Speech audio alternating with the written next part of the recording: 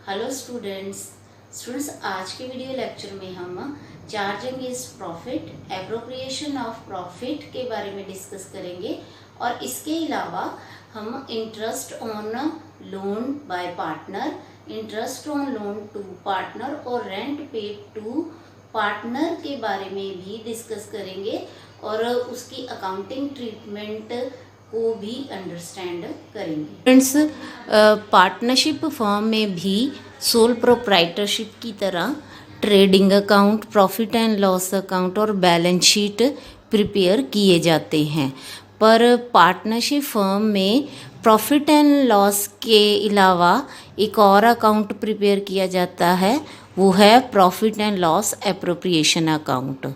तो यहाँ पे हम profit and loss appropriation account के बारे में ज़्यादा डिस्कस नहीं करेंगे, पर उसमें प्रॉफिट एंड लॉस और profit and loss appropriation account में जो आइटम्स आती हैं उनके बारे में डिस्कस करेंगे। जो आइटम्स हम प्रॉफिट एंड लॉस अकाउंट में रिकॉर्ड करते हैं, उसमें पोस्ट करते हैं, उन आइटम्स को हम बोलते हैं चार्ज अगेंस्ट प्रॉफिट। और जो आइटम्स हमारी profit and loss appropriation account में आती हैं उन आइटम्स को हम बोलते हैं एप्रोप्रिएशन ऑफ प्रॉफिट्स। चार्ज एक तरह का एक्सपेंस होते हैं जो हमें पे करने पड़ते हैं, चाहे हमने कोई प्रॉफिट अर्न किया है चाहे नहीं। पर appropriation actually distribution of profit होती है, जो तभी होती है अगर हमारे पास इनफ प्रॉफिट्स हों। तो ये पार्टनर्स को प्रॉफिट अर्न करने के बाद उस प्रॉफिट को पार्टनर्स में किस तरीके से डिस्ट्रीब्यूट किया जाता है, कौन कौन सी आइटम्स की फॉर्म में डिस्ट्रीब्यूट किया जाता है, उसी को हम एप्रोप्रिएशन बोलते हैं। तो यहाँ पे हम इन दोनों के बारे में स्टूडेंट्स को हमेशा कन्फ्यूज़न रहती है, वो क्लियर करेंगे और अंडरस्टैंड करेंगे इंडिविजुअली इन दोनों का मीनिंग। तो सबसे पहला जो पॉइंट है चार्ज अगेंस्ट प्रॉफिट के बारे में, कि ये प्रॉफिट एंड लॉस अकाउंट में डेबिट किया जाता है एज ए एक्सपेंस। ये आपको पता होना चाहिए कि जो चार्ज आइटम्स होती हैं वो प्रॉफिट एंड लॉस अकाउंट में डेबिट की जाती हैं और it is debited to profit and loss appropriation account. जो एप्रोप्रिएशन ऑफ प्रॉफिट्स की आइटम्स होती हैं उनको हम profit and loss appropriation account में डेबिट करते हैं। और जो दूसरा पॉइंट है चार्ज के बारे में, चार्ज अगेंस्ट प्रॉफिट के बारे में, वो ये है कि ये एक एक्सपेंस है और प्रॉफिट एंड लॉस में इसको डेबिट करने का मतलब है कि इसको रेवेन्यू में से माइनस किया जाए ताकि हम नेट प्रॉफिट या loss for the year find out कर सकें। तो पर जो एप्रोप्रिएशन है, जो प्रॉफिट हमने प्रॉफिट एंड लॉस अकाउंट में फाइंड आउट किया, उसको कैसे पार्टनर्स में डिस्ट्रीब्यूट किया गया है ये शो करती हैं। जैसे कि इंटरेस्ट, उसमें इंटरेस्ट ऑन कैपिटल पार्टनर्स को कितना दिया गया, सैलरी पार्टनर को कितनी दी गई, इस तरह से उस प्रॉफिट की डिस्ट्रीब्यूशन पार्टनर्स में की जाती है। तो स्टूडेंट्स, पहले हम profit and loss account prepare करते हैं, उसके बाद profit and loss appropriation account बनाते हैं।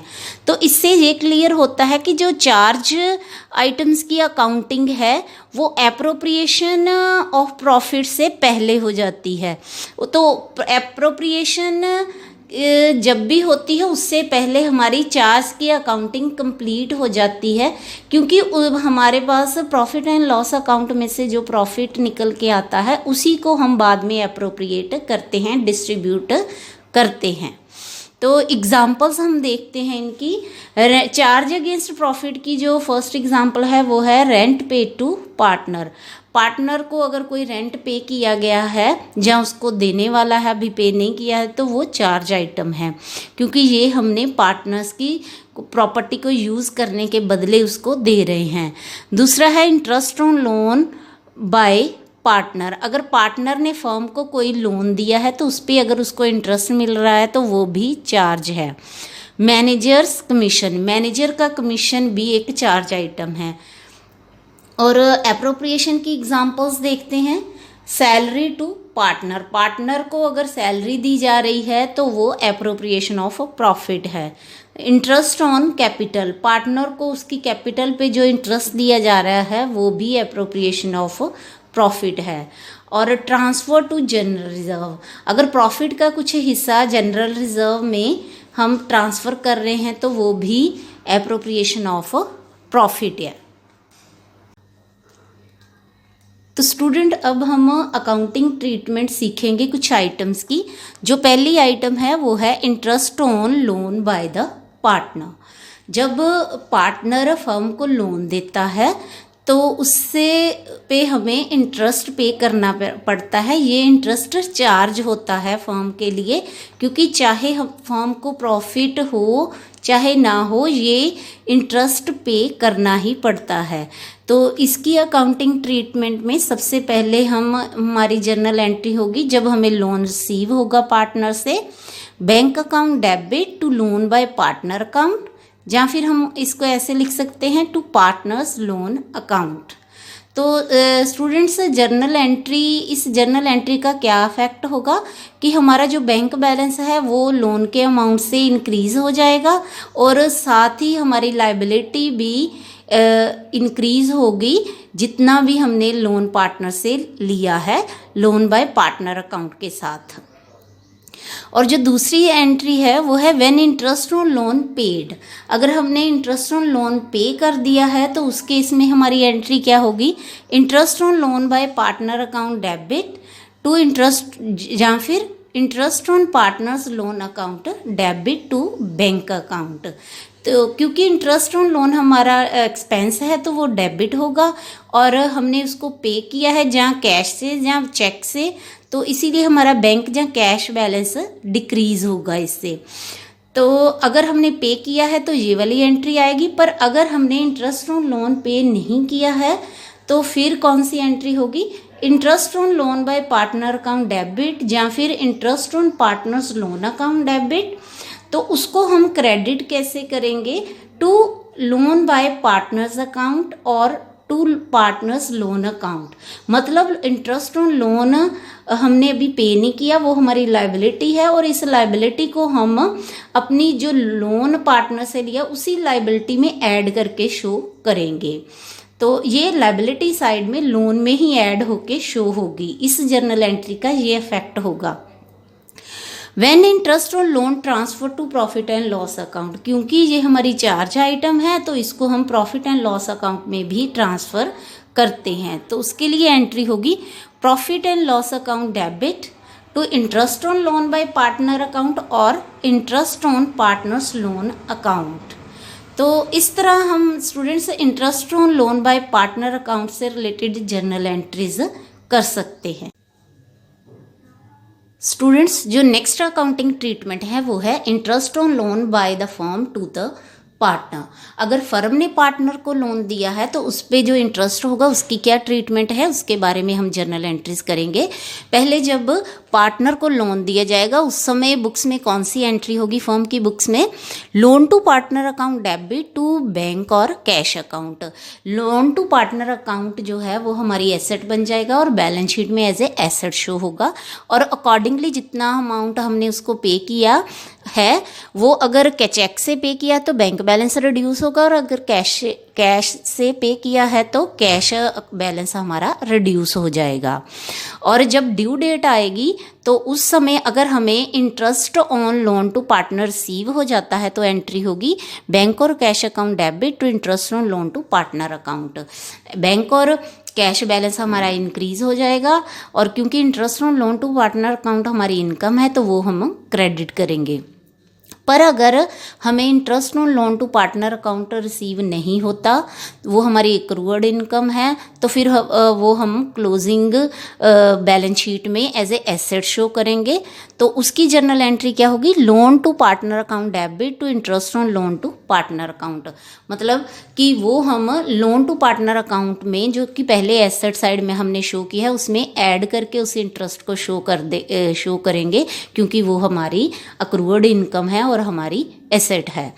तो when interest on loan to partner account transfer to profit and loss account, जब हम interest on loan to partner account को प्रॉफिट एंड लॉस अकाउंट में ट्रांसफ़र करेंगे उस समय कौन सी एंट्री होगी?